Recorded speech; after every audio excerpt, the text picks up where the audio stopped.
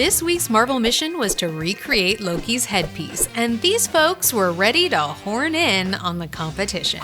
Mel Craft Props totally Ragnaroked it with not just a Loki headpiece, but a whole lot more. Backup Borg could never get bored of this cardboard Loki headpiece. Artsy Fartsy Kims had a lot on their plate, but hey, they still got it done. And Natalie Parrish, you deserve to toot your own horn, or horns, for this entire Loki process. Mission accomplished, great job everyone. Now I'm gonna make my very own super simple Loki headpiece because I can't resist a little mischief. I'm ready to make a headpiece fit for a Prince of Asgard. Here's what I'm using. A few sheets of gold foil board, a pair of scissors, a pencil, and some good old-fashioned tape. The first thing I'm gonna do is take a piece of foil board and then freehand a little template onto the back so it's easier to cut out the pieces.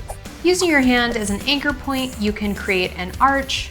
Now I'm going to create a face flap about 2/3 the size of the horn.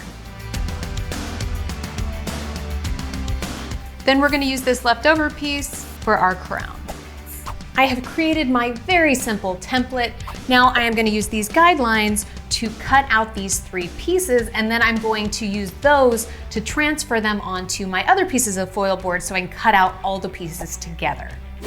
Now that I've cut out my guide pieces, I can use them to draw on my other pieces of paper and cut those out as well. I'm going to need 3 more of these, 1 more of these, and 2 more of these. Once you have 2 horns and 1 flap, you're gonna wanna start mirroring them on your template. So flip them shiny side up and then retrace them and cut them out that way.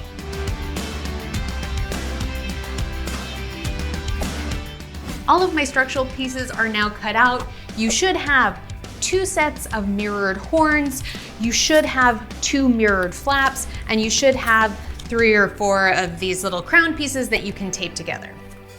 Tape your crown pieces together edge to edge. Now that I have my crown piece taped into 1 long piece, I'm just gonna measure it around my head to make sure that it'll fit.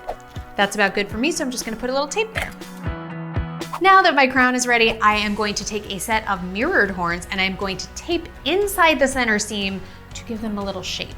If you wanna make it pretty, you can tape on the inside. If you wanna make it simple, tape on the outside. Once your paper is bent, you can tape it together down the center seam.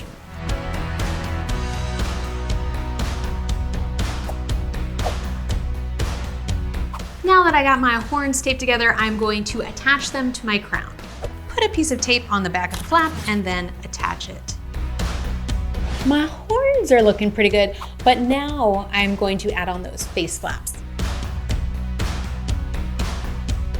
The structure of my Loki headpiece is more or less done, but now I can just use all of this leftover scrap as I see fit to add a little fun embellishment. And here is my Loki headpiece fit for a king.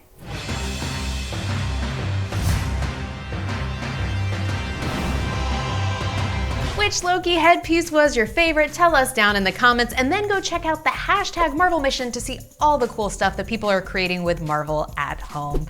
I'm Lorraine Cink for Marvel, your universe.